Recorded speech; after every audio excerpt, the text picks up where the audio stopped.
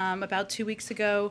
I did not go on the trip because I had members of my household who had tested positive for COVID. So out of an abundance of caution, I stayed home. I received 4 negative tests, and then on October 31st, I received a positive test, and I put out that information out of an abundance of transparency. I had not seen the president or had close contact for 5 days given the trip, and when I did see him 5 days prior, we wore masks and we were sitting outside.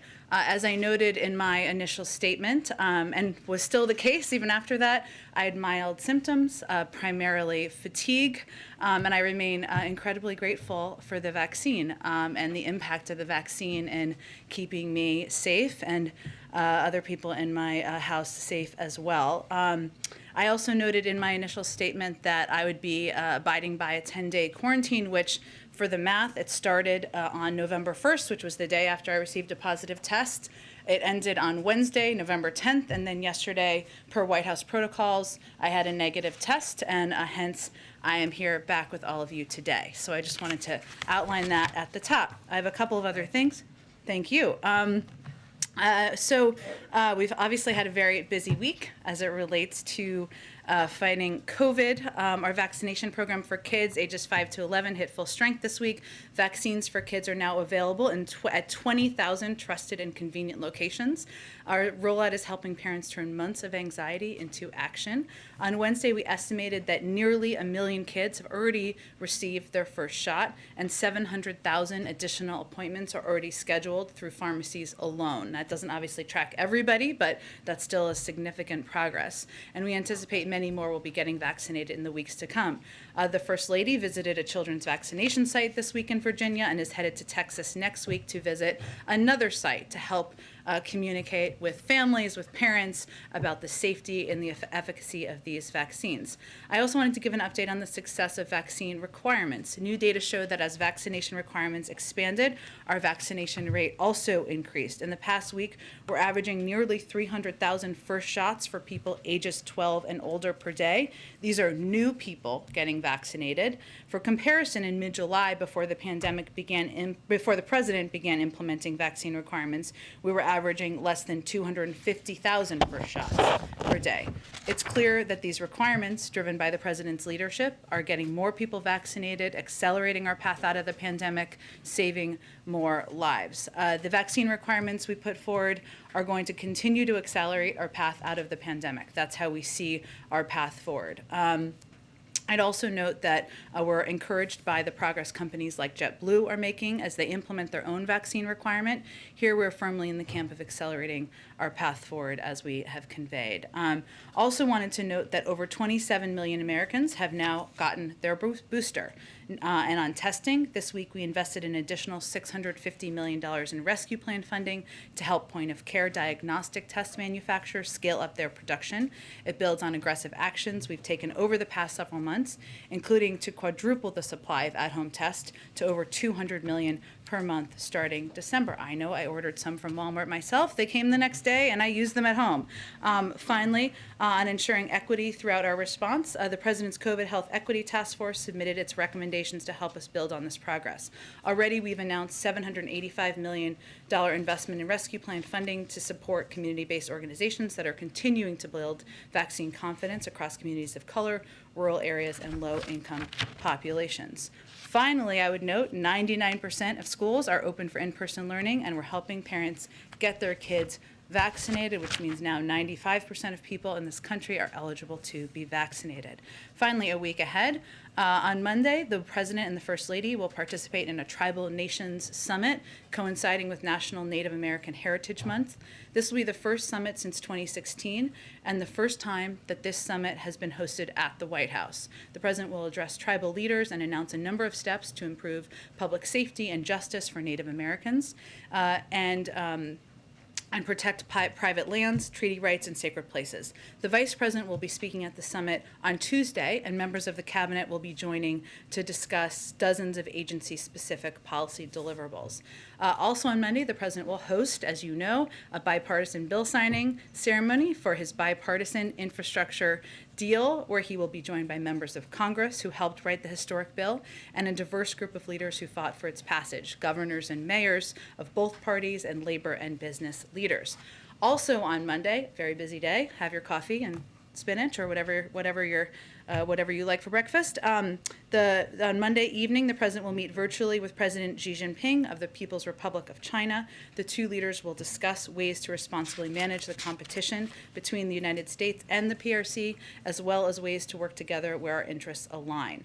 On Tuesday and Wednesday, the president will continue traveling across the country to highlight how his bipartisan infrastructure deal delivers for the American people. So on Tuesday, he's going to be visiting the New Hampshire 175 bridge over the Pemigewasset, I see how I did that, river in Woodstock, New Hampshire, which has been on the state's red list of bridges in poor condition since 2013. There he will discuss how the infrastructure deal will repair and rebuild our nation's roads and bridges while strengthening resilience to climate change. On Wednesday, he will travel to Detroit to visit GM's Factory Zero electric vehicle assembly plant. He will highlight how his infrastructure plan will build electric vehicle charging stations across the country, making it easier to drive an electric vehicle, and also investing in a huge clean energy industry that will put many people back to work. In both Michigan and New Hampshire, he will underscore the bipartisan infrastructure deal will create good-paying union jobs. On Thursday, the president will host Prime Minister Justin Trudeau of Canada and Prime Minister Obrador of Mexico for the first North American Leaders Summit since 2016. He will participate in individual bilateral meetings with each leader ahead of the summit that day as well. And last but certainly not least, on Friday, he will pardon the national Thanksgiving turkey, continuing the transition in a ceremony in the Rose Garden. This is the 74th anniversary of the National Thanksgiving Turkey presentation. We're all very excited to meet the soon-to-be famous turkey and its alternate. Did you all know there's always an alternate? Two turkey lives are actually saved, which were raised in Jasper, Indiana. With that, Zeke. Thanks, Jen, and welcome back. Thank you. On the health and COVID subject, could you speak a little bit about how frequently the president is tested for COVID-19 right now, and then also when does he plan to undergo his annual physical? He will be doing his physical soon. As I've noted before, as soon as he does that, we will provide that information transparently to all of you. He is regularly texted under the guidance of his doctor. We do provide that information regularly to all of you. I'm happy to check and see when the last time he was tested and provide that to you after the briefing as well. Thanks. And does the White House have any reaction to the sentencing of American journalist Danny Fenster in Myanmar? And any interaction from the White House or efforts on the part of the White House to try to get him free? I will say that obviously we are always concerned about the detention of individuals around the world, journalists, dissidents, people who are speaking freely and speaking on behalf of the media as well. In terms of direct action, it really would be under the purview at this point of the State Department. I would point you to them for any updates on the status or engagement that they have with the officials there. And lastly, after this morning's APEC meeting, there was no resolution on the U.S. bid to host in 2023. Can you confirm that Russia is the obstacle to that U.S. hosting that summit in a couple of years? And then on the topic of Russia, there have been a number of reports in the last couple of days about concerns on the U.S. government over a potential Russian invasion of Ukraine, the troop buildup over there. Has the president reached out to President Putin? What's the level of engagement right now between the White House and Moscow? Sure. Let me start with your first question.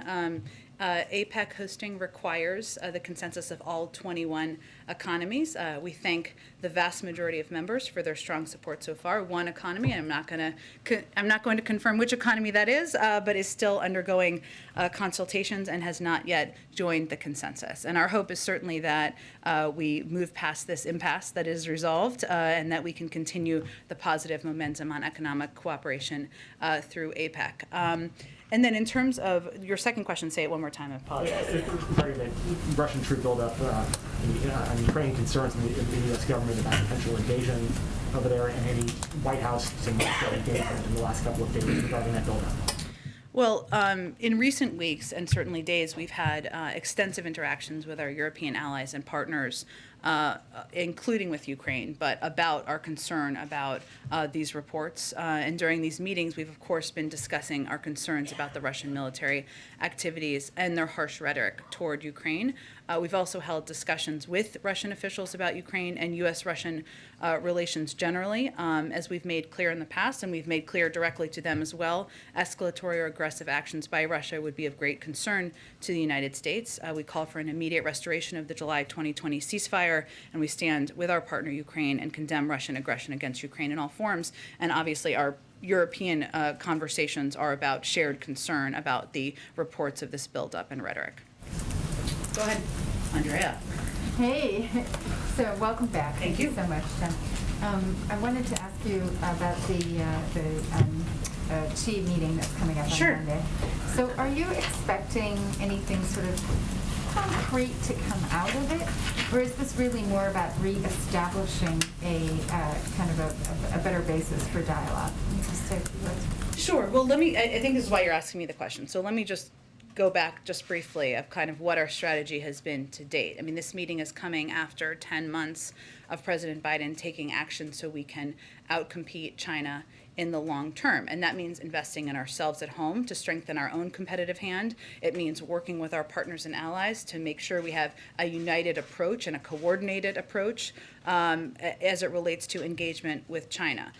We, of course, believe in intense competition. We believe and understand intense competition as part of that relationship. We also believe that that requires intense diplomacy. So this is a reflection of that. And if you go back to the president's phone call on September 9th, where this was discussed, and obviously there was follow-up engagement, part of the discussion was about the importance of that leader-to-leader engagement, not because we are seeking, and we're not, specific deliverables or outcomes, more because this is about setting the terms, in our view, of an effective competition where we're in a position to defend our values, which certainly will be part of the president's conversation and those of our allies and partners, and also discuss areas where we can work together. So I would see this, Andrea, as more of a continuation of that intensive diplomacy, given that we believe intense competition requires that, and I wouldn't see this as I wouldn't set the expectation, I should say, that this is intended to have,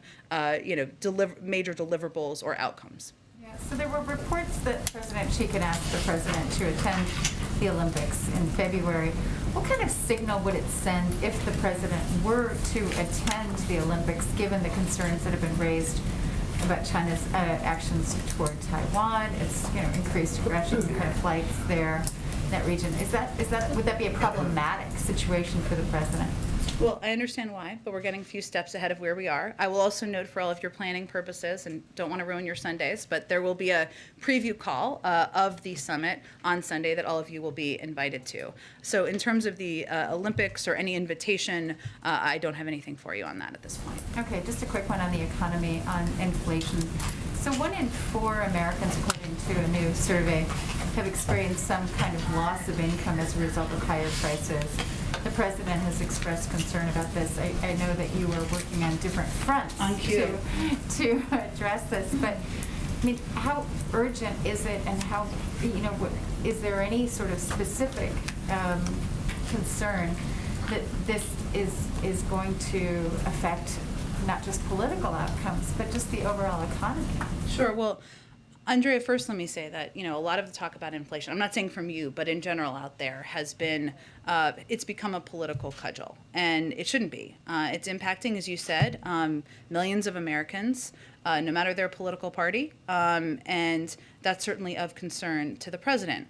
I would note that everyone from the Federal Reserve to Wall Street agree with our assessment that inflation is already expected to be substantially decelerate next year. I know you're not talking about that, but that's an important component here. And economists across the board also agree that the president's economic agenda, the bipartisan infrastructure bill that he will sign on Monday, and the Build Back Better bill that we are working to move forward, will not add to inflationary pressure and will ease inflationary pressure over the long term. But when we move past the economic jargon, which I realize is what you're asking me, and talk about the real impacts on people's lives, we're really talking about cost to people, right? And you talked about this on Wednesday. So it's cost of childcare, cost of housing, cost of gas, cost of household goods. That's how people are experiencing this on a day-to-day basis, and that is, of course, of concern to the president. Our view is that the real risk here is inaction, and the reason we I wanted to do this slide today. One, I love slides and graphics. So my first day back, we had to have one. But is because if we don't act on Build Back Better, what we're doing is we won't be able to cut childcare costs in 2020. We know that is a huge impact on people's daily lives and American families. We won't be able to make preschool free for many families starting in 2022, saving many families $8,600. We won't be able to get ahead of skyrocketing housing costs. I mean, that's a part of this bill too. Has a major investment in building new housing, affordable housing units so that people can move into them and live in them and address the pending housing crisis. And we won't be able to save Americans thousands of dollars by negotiating prescription drug prices. So our view is this makes a strong case. This is a strong case for moving forward with this agenda, because what we're really talking about is cost to American families, how it's impacting them, and that's something that if we don't act now, we won't be able to address these things in the short term either. Go ahead, Julie. Thanks so much, Jen, and welcome back. The president has picked Dr. Rob Califf as his pick for FDA commissioner. We've already seen Senator Joe Manchin come out in opposition against him, citing his significant ties to the pharmaceutical industry, as Senator Manchin put it. Is the White House confident that Dr. Califf can get confirmed as FDA commissioner? We are, and I will say that the president chose Dr. Califf, and this was in his statement, but let me reiterate some of this, because he's one of the most experienced clinical trialists in the country, has the experience and expertise to lead the Food and Drug Administration during a critical time in our nation's fight to put an end to the coronavirus pandemic. I'd also note that how we see this, or how this president sees this nomination, is a continuation of what he views as excellent work under the leadership of acting FDA Commissioner Dr. Janet Woodcock, who's led the agency through a challenging time because of what's happening in the world and, of course, fighting the pandemic. I would note that 5 years ago, sorry, my math was a little off there, he was confirmed by a vote of 89-4. One of those four is the individual you mentioned, and every senator can vote for or against members or people who are nominated. That's their role, but we feel he's a qualified person who has the exact experience for this moment. Thank you. And how many Republicans should we expect to see at the signing ceremony here on Monday? We will see. We've invited a broad group of Republicans, some in Congress, governors, mayors, individuals who played a role in helping move the infrastructure bill forward. And as we get close to Monday, or on Monday, we'll provide you, of course, a list of attendees. Have any Republicans, like Senator Mitch McConnell, said they will not be at that signing ceremony? I think he's spoken to this publicly, so I'll point you to that. But certainly we have the invite out to a range of members where the president looks forward to thanking them for their work, for working together to get this done for the American people. Any confirmed, though? Last question on the President-Xi meeting on Monday. Will the president hold a press conference afterward like he did following his meeting with President Putin? And does he plan to bring up the COVID-19 origins with President Xi, given he has said that China has been blocking investigators from getting access to information that's critical to that? That is a remaining concern, and there will be a broad range of topics that will be discussed, and the president's certainly not going to hold back on areas where he has concern. Again, I would point you to the fact that we'll do this preview call on Sunday where they'll talk in more detail. It's Monday evening, so I would not expect a press conference that later after the call, given the time difference. But anytime next week to hear the president talk about I think this? there is one planned for after the meetings with the Mexican and Canadian leaders next week. Go ahead. I'll come back to you. Sorry. You just said that the real risk on inflation is inaction, but so far this week we haven't seen any action from the administration on gas prices. The president in Europe said, we would see action sooner rather than later. On Wednesday, that it was his top priority. So, is he going to tap the SPR, ease biofuel blending requirements, ban crude exports? And if the answer is you still haven't kind of decided on any of this, what is the message to Americans headed into Thanksgiving, where everybody will be driving to see their family and friends, that you think the current prices are acceptable? We certainly don't think that. The message to Americans is that we're not just closely and directly monitoring the situation, which of course we've been doing, but we're looking at every tool in our arsenal. You mentioned some of them. While I don't have anything to preview today, the president is quite focused on this, as is the economic team. And I would note again that we have taken a range of actions. We've communicated with the FTC to crack down on illegal pricing, are engaging with countries and entities abroad like OPEC on increasing supply, and we're looking at a range of options we have at our disposal. But I don't have anything here to preview for you. Axios reported that the president's considering appointing an infrastructure czar to oversee that program. Would that be somebody that comes in from outside the White House or the administration, or would we expect the transportation secretary or somebody like that to sort of hold this position? He does have an intent. He does intend to name a infrastructure coordinator and someone who could oversee the implementation of the bill. I don't have anything to preview yet on that personnel announcement. I expect we'll have something soon, and you can expect it'll be someone from outside of the administration. And then last one, Senator Manchin was critical of sort of inflation this week. Obviously, there's a question of if it'll impact his vote on the Build Back Better issue, and I'm wondering if you've received any assurances from him that it will not. But also, it plays into sort of a larger critique that he's had about the Fed having at some point ramped down. He wishes that they had ramped down bond buying and quantitative easing. So I'm wondering if that is a criticism that the White House agrees with, especially as the president's sort of evaluating this position going forward. I'm just not going to get into critiquing the Federal Reserve from here or their decisions, given they make independent decisions. I would note that, and I'll let Senator Manchin, of course, speak for himself and his support or concerns he may have. What we're focused on is getting this bill passed through the House next week, and we have every intention of working with leadership to get that done. And we will remain at a senior staff level at this point, engage closely with Senator Manchin, answer any questions he has.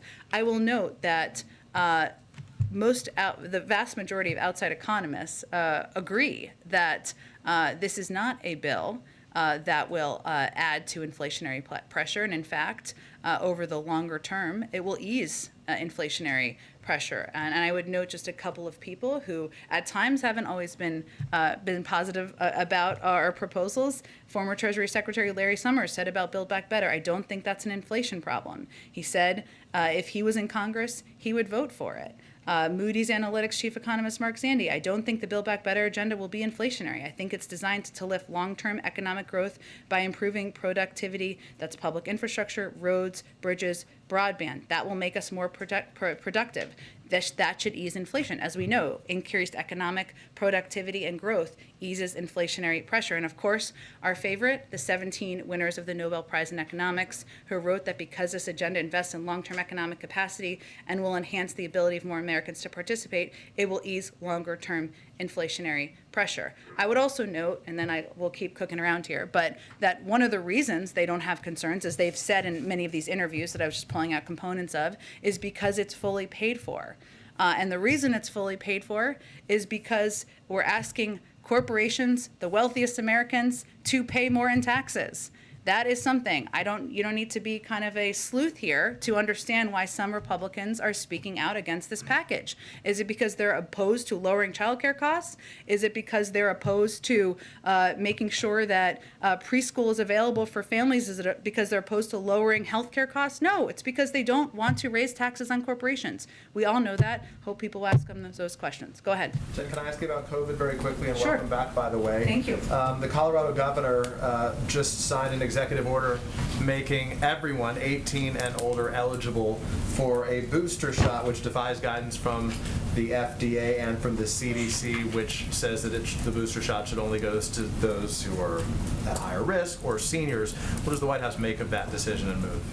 Well, we here in the federal government are guided by science and our country's public health officials who are constantly reviewing the data and to make their own independent evidence-based decisions. As you noted, this isn't currently the guidance that's being projected by our health and medical experts because they are looking at and understanding the data. So we would certainly continue to advise leaders across the country to abide by public health guidelines coming from the federal government.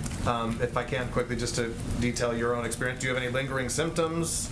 Have you had anything that stuck with you? I do not, fortunately. And as I noted earlier, I experienced a little bit of late fatigue in the first couple of days, but none that prevented me from participating in meetings here, engaging with the president and the team on the road, and certainly probably calling members of my team so many times they were tired of hearing from me. As it relates to the White House, has the White House determined whether it is safe to hold holiday parties, and will the White House do so this year? It's going to look a little bit different, Peter, and I don't have anything to outline for you at this point in time, but certainly we expect to celebrate the holiday season, and we'll have more details, I expect, in the coming weeks on that for So you. for clarity, when you say it's going to look different, that means there will be holiday parties and they will look different, but you're not going to detail how they'll look different yet. We'll have more to convey to all of you about what it will look like, and I just don't have those details at this point in Let me ask time. one last question, if I can quickly. Across this country, we've seen this new phenomenon lately, chanted at sporting events and on signs. The phrase is "Let's go Brandon," a sort of code for a profane slogan attacking President Biden. What does the president make of that? I don't think he spends much time focused on it or thinking about it. The president said when he came into office on Inauguration Day, he said he was going to help get rid of the uncivil war in this country. So I guess through that lens right now, does the president think there are things that he can do differently, or how does he react to the stuff he sees out there when it is one of his primary promises or desires to help bring Americans together? Well, it takes two to move towards a more civil engagement and discourse in this country, and the president's going to continue to operate, as you said, from the promise he made early on, which is that he wants to govern for all Americans. He's going to deliver for all Americans, as is evidenced by the infrastructure bill that he's going to sign on Monday. That's going to help expand broadband to everyone, no matter your political party, no matter whether you voted for him or not. That's going to replace lead pipes, make sure kids have clean drinking water, whether you're a Democrat or Republican or not political at all. That's how he's going to govern, and certainly we're hopeful we'll have partners to move toward more civil discourse with in the future. Thank you. Thanks, Jen. Welcome back. Thank you. Democrats are calling for the president to release barrels from the Strategic Petroleum Reserve to bring down costs, and that would be somewhat of an immediate action to mitigate these high gas prices, as opposed to waiting for the BIF money to be implemented to address the long-term supply chain issues, or the Build Back Better to be passed. Why has the president not yet done that? Does he plan to do that soon? I don't have anything to preview for you. I can just reiterate what I conveyed a little bit earlier, is that certainly the cost of gas is on the mind of the president, as it is on the mind of many Americans across the country.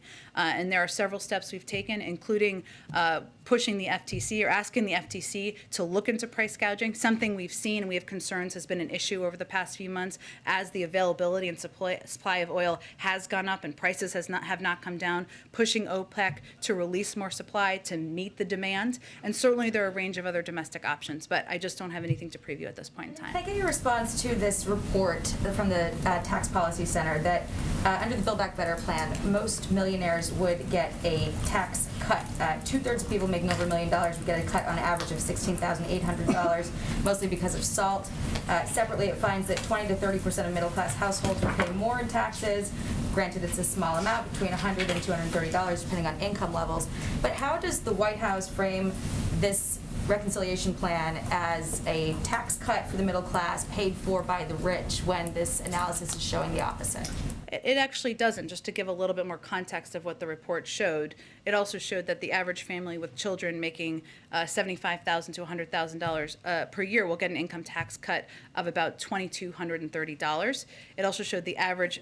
It showed the average taxpayer with income above $1 million per year will see their income taxes go up by $65,000. 75% of the tax cuts go to families making less than $200,000 per year, with 54 million families making less than $200,000 a year getting a tax cut. What we also don't buy into, which is part of your second part of this, is that any tax that dares touch big corporations, many of whom are making record profits and not paying any taxes at all, is somehow a tax on the middle class. Most economists agree with us. Build Back Better will clearly lower taxes, lower costs, raise wages, and economic growth, increase economic growth for the middle class. The strategy, and just look at the 2017 tax cuts. That was argued at the time that giving tax cuts to big corporations would trickle down to lower income people. It didn't. None of that happened. So we're just not buying into that notion. But doesn't that not take effect, that cut that you're referencing, until 2023? So I guess what I'm getting at is, next year, 2022, expectation is that middle-class families will be paying, granted, a little bit more, but still a little bit more if this passes. And then also, they're still dealing with issues like gas prices being high. You guys have talked about the actions you're going to take or are looking at, but these are long-term solutions mostly that you're talking about. So what will be done in the immediate future to address the next year? Actually, many of them are short-term. But what is true and is not often out there is that a lot of these pandemic relief programs are ending, right? Are ending. So if you look at the spending, I don't really have a graph right now, I'm kind of making a fake one, but if you look at the spending from pandemic relief, that is going to go down because a lot of those programs are ending. So when people are out there, this isn't your question, but it just made me think of it. When people are out there criticizing the influx of money into the economy, that's actually misleading and inaccurate. What we're really talking about here is we're ending those programs. The president supports that. There are programs, to your point, like the child tax credit, that if we don't extend the child tax credit, 40 million Americans will no longer get the benefit of the child tax credit. That's an immediate benefit that would be happening next year. I mentioned before, investing in housing and building lower income or available housing that allows for options for lower income and middle income families. That is something that will have an impact. Cutting childcare costs in half. That's something that will happen next year. Those are all ways that we're working. We are trying to and focused on lowering costs for Americans. That would be a part of this bill. I want to ask you about real quick about Ukraine. I know you discussed earlier the Russian troops amassing on the Ukrainian border. Field hospitals, as we all know, started being set up in April, indicating that there might be some action there. Blinken's comments about concern about Russia rehashing the 2014 invasion, and then Jake Sullivan underscoring the commitment to Ukrainian sovereignty and territorial integrity. But it doesn't seem there's been any indication of more support on the way from the U.S. right now. To the Ukrainians? And then, so why is that? And then also, why did we send the CIA director to Russia instead of the Secretary of Defense or our ambassador or Blinken to handle this kind of a diplomacy issue? Like, who is he speaking for in that trip? He's speaking for the U.S. government. I'd also note that the CIA director is also the former ambassador to Russia and the former deputy secretary of state. So he does come to it with quite a bit of experience. But the president looks at his national security team as a group of smart, engaged individuals who are representing his national interests overseas. And that's what he's doing. I will note on the Ukraine question, part of the reason I mentioned the engagement with European allies and partners is because, as you know, we operate in lockstep with our allies and partners. That's how we've approached things. We have a shared concern about reports of military buildup on the border. I don't have anything to preview at this point in time, but that is something that we are very actively engaged with, not just the Russians on and the Ukrainians, but also our European partners as well. I just want to skip around because I know we're not getting to enough people in the back, so I hear. Okay, let's go all the way. We're on the side. Time. Thank you. Thank you very much, Jen. I had a question about the meeting between Xi Jinping and President Biden on Monday. The U.S. Holocaust Museum this week came out with a report that China's actions towards the minority population of Uyghurs in the country may amount to genocide. Its use of forced slave labor and forced sterilizations and other actions. Is that something that the president is going to bring up with Xi Jinping? And is that something that the president will hold up as something that Xi Jinping needs to take action on to reverse before the U.S. Gets closer in its relationship with China? Well, I would say that one of the purposes of this leader-to-leader engagement is to also discuss areas where you have strong concern and disagreement. And, you know, it's not just the president's words, though. We've also acted. We are engaged, first of all, with members of Congress and on technical advising, providing technical assistance on legislation that's currently working its way through Congress. But in addition to that, we've also taken concrete measures on our own, including visa restrictions, global Magnitsky and financial sanctions, export controls, import restrictions, the release of a business advisory, and rallying the G7 to commit to take action to ensure all global supply chains are free from the use of forced labor. So this is an area where the president has been vocal. He has taken action. Again, in terms of topics that will be discussed, there will be areas where we work together, and he will not hold back, as he never has, on areas where we have concern. But I will leave it to the preview call on Sunday to give you more detail on that. Does the president believe that his personal relationship with Xi Jinping, going back to having a meal together in a noodle shop in Beijing in 2011 and the times that they spent together, will that have an impact on his ability to engage with Xi Jinping and get China to take actions that it's been reluctant to take so far?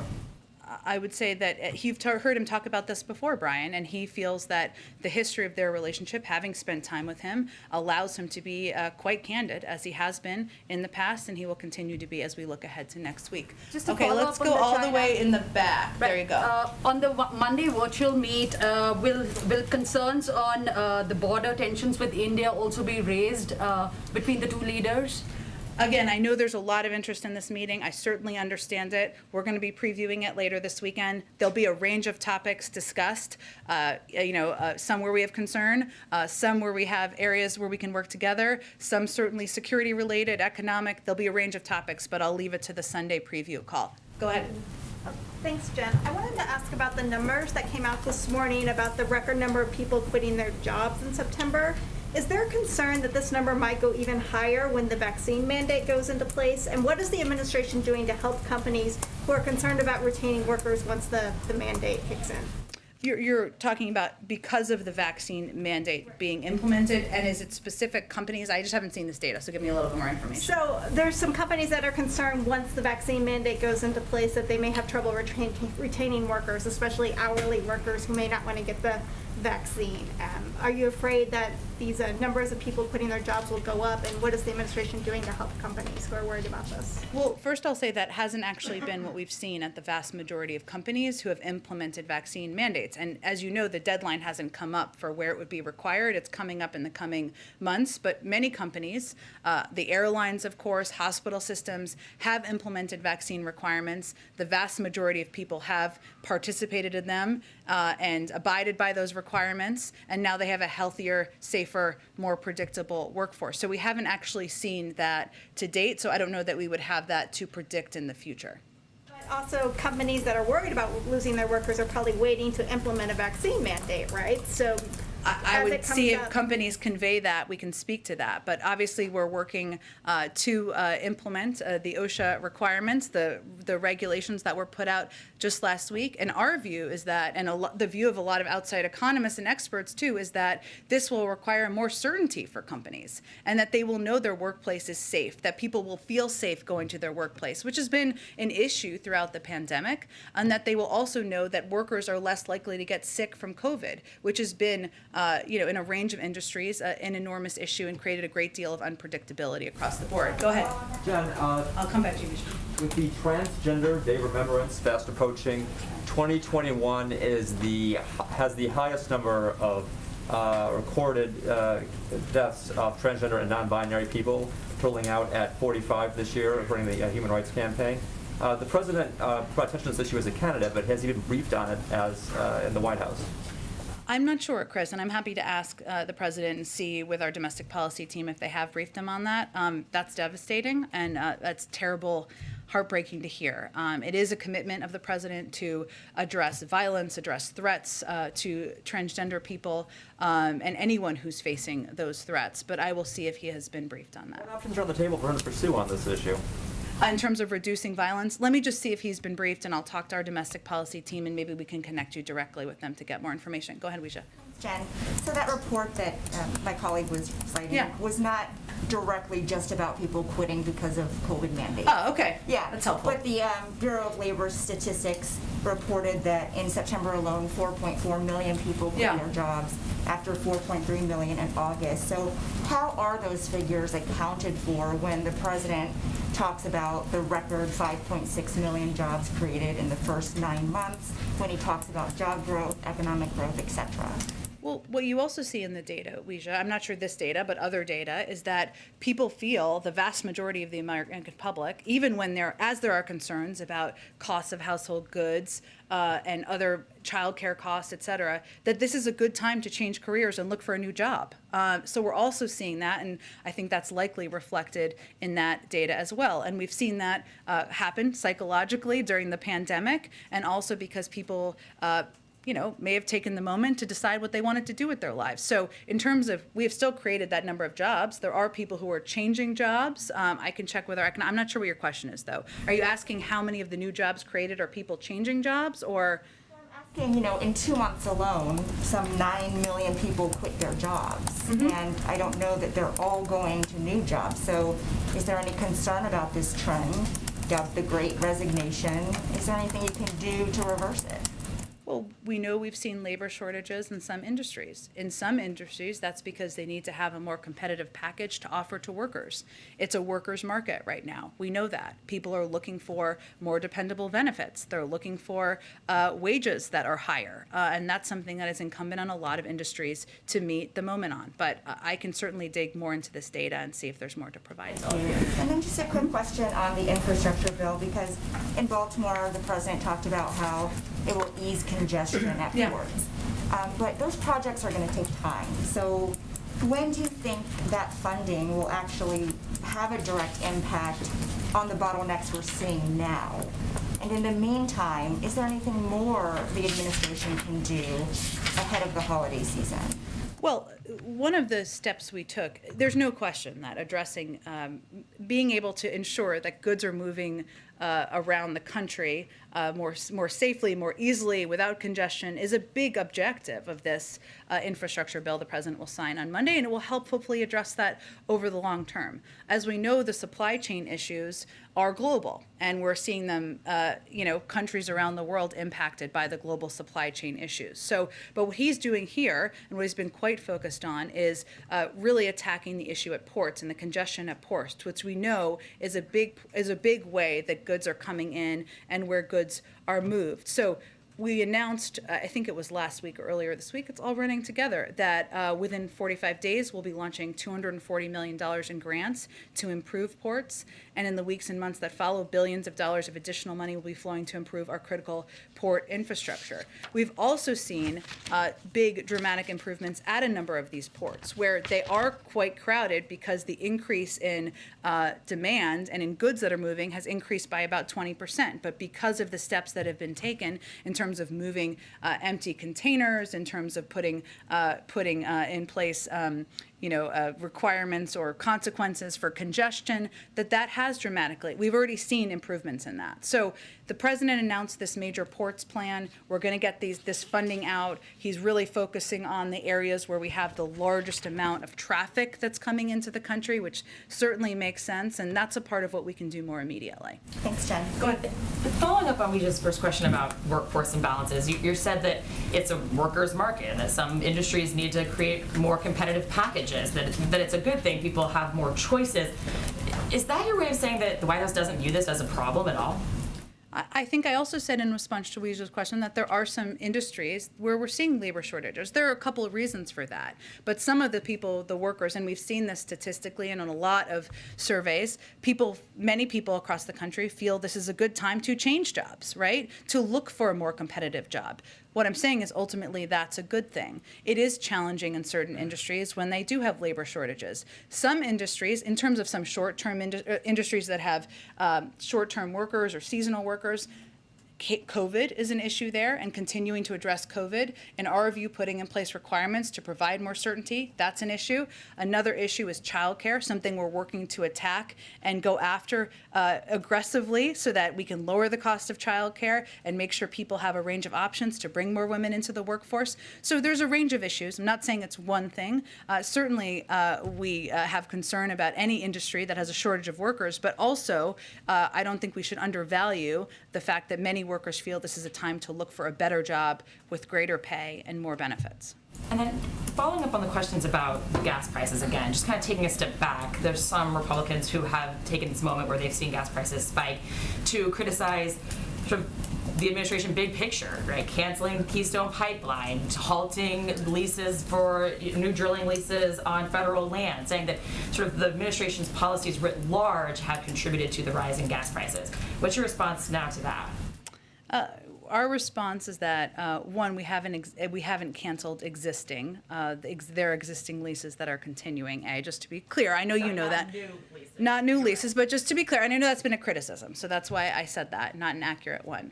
Look, our view is that the rise in gas prices over the long term makes an even stronger case for doubling down our investment and our focus on clean energy options so that we are not relying on the fluctuations and OPEC and their willingness to put more supply and meet the demand in the market. That's our view. We feel that, but we also feel that there are a number of actors here, including price gouging, that we have concerns and we've seen out there. We've asked the FTC to look into the need for OPEC to release more, that are the larger issues here, and that's why we've been focused on those options. Let me just keep going around. Go ahead. Thanks. I think it's following up on this, and I kind of want to go at this inflation question a Sure. little bit differently. I mean, it seems like the White House is making a lot of promises on inflation, but there are some concerns that the White House or a president doesn't have a lot of power over inflation. And even when you talk about energy prices in particular, like gasoline, you're talking about the FTC doing investigations. That's a common tactic. It usually doesn't turn up very much. Tapping the SPR, that's a short-term thing. It's not a long-term thing. So I guess my question is, for the White House, you're making these promises. How do you deliver, especially on things on like gasoline, food prices? Yes, you can deal with child care costs, but these kind of bread and butter issues, how do you actually deliver on that? Well, some of the biggest costs, the reason I touched on those is some of the biggest costs for households and Americans, and the way they feel inflation is not typically looking at a graph, right? They're looking at the costs and how things are impacting them, are things like housing and childcare and healthcare. Gasoline is a very Correct, big but those are big costs on people's households, and that's why I addressed and raised those issues. I'd also note that every outside economist, a vast majority, I guess I should say, predicts that inflation will come down next year. That is what outside experts are predicting. So what we're really talking about is how we cut costs in the short term. I've outlined a number of ways we would cut costs. I would note that we don't have partnership from most Republicans on that. We hear a lot of screaming about inflation. We don't hear a lot of solution agreement or willingness to participate in a solution, and that's really, or discussion of a solution, and that's really what we're looking for at this point in time. So I noted that the way that we can, and how outside economists are projecting we can address inflationary issues, is by continuing to push this agenda forward, past the agenda, because it will help spur economic growth, it will help spur productivity, and also because it's fully paid for. And that's why outside economists, Larry Summers, Moody's, Mark Zandi, don't think it will have a negative inflationary impact. On a separate issue, on November 16th, there are about 200 acting positions in the federal government that will kind of lose their authority under the Federal Vacancies Act.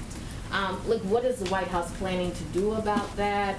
Are there plans in place about those acting positions, acting roles? We'd certainly love to get more people confirmed, as you know. I will check and see if there's anything we can outline further for you. Just a quick follow-up on Dr. Califf. Obviously, so when Senator Manchin released a statement yesterday, he talked about his ties to the pharmaceutical industry and then subsequently the industry's role in the opioid epidemic. So I'm wondering if the White House is concerned that this could be a tough vote for Democrats who come from states where the opioid epidemic is severe, such as New Hampshire and Nevada. Well, I would say that, one, the president has been very clear on his view on the role of the pharmaceutical industry in the opioid epidemic. He has also been an advocate for lowering the cost of prescription drugs by allowing Medicare to negotiate prescription drug costs, something we know the pharmaceutical industry does not support. So I think the president is hardly in the pocket of the pharmaceutical industry. I think they would agree with that component. That is true of the vast majority of Democrats out there as well. And what the president the reason he nominated Dr. Califf is because he feels he is qualified, he has the experience, he's ready to take on this job the day he's confirmed, and that's probably the reason why he was supported and passed with overwhelming support of Democrats and Republicans just 5 years ago. Can I ask you a question on Ethiopia? Sure. Thank you and welcome back. Thank you. Miss you the most. And thank you for taking questions across the behind you. And it's our regional reporter. We'll get to him in a second. Go ahead. thank you for taking questions across the room. Maybe the other thing is if we can limit follow-up question to 2, that would be great for everyone to have an opportunity. Ethiopia seems to be on the brink of a civil war. The U.S. State Department is urging Americans to leave the country and even providing loan for those who cannot afford to depart to leave Ethiopia now. The U.S., the AU, the UN are urging Ethiopian leaders to embrace peace, but we do not seem to be near any peace at the moment. Is there anything else the White House can do to avoid another Afghanistan-like exit? Well, I would first say, and you may or may not have seen this, but this morning the Treasury and State Departments announced the designation of 6 targets associated with the Eritrean government in response to the growing humanitarian and human rights crisis and expanding military conflict in Ethiopia, pursuant to the President's executive order in September. And I know you've been asking when we would take some action pursuant to that executive order, and so we took some action this morning. I would also note that we are briefly delaying plans to roll out sanctions targeting elements aligned with the TPLF and Ethiopian military to allow time and space to see if these AU-led talks can make progress. If they do not seize the opportunity and the parties continue escalating the war, we will move forward with these sanctions, but we are currently leaving space for these talks to continue. Just one follow-up, and then I got to go to him, and then there's a cabinet meeting. Go ahead. On the president's birthday on Saturday, is there anything that we'll be doing? He's 79 years old. How does he keep fit? Does he exercise? We see him cycling. Does he do anything else? He certainly does enjoy a good ride on his bike and does keep fit, eats healthy, except for the occasional ice cream. Who among us doesn't love ice cream? And again, as someone asked earlier, the president will be receiving a physical at some point soon, and we will release those details to you. Yes, and we will release those details to you as soon as that happens. All right. Hello, thank you for joining us. We have here Rick Barrett from the Milwaukee Journal Sentinel. Oh, I don't know if we can hear you very well. Maybe we can fix some audio issues. Let's see if we can fix the audio issues, because I just have to go in a minute. Let's try again. We want to try talking again? We can see if we can hear you? Oh, no. Well, Jeff, can I ask you? All right, he's going to come back next Friday. Okay, last one. Thank you, Jen. I wanted to ask you a quick follow-up. You mentioned a second ago that the White House was offering technical assistance to members of Congress when it comes to human rights legislation.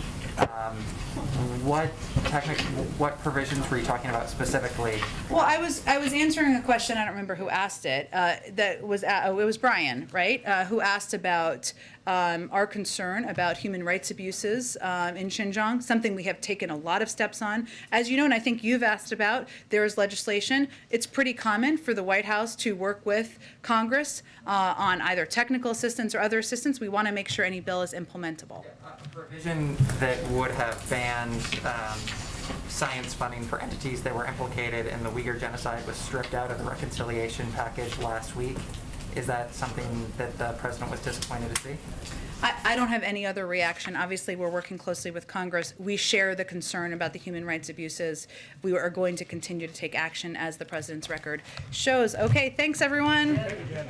The vaccine, do you have anything to say to celebrities who have promoted, like Aaron Rodgers, who've promoted dubious alternatives to vaccines?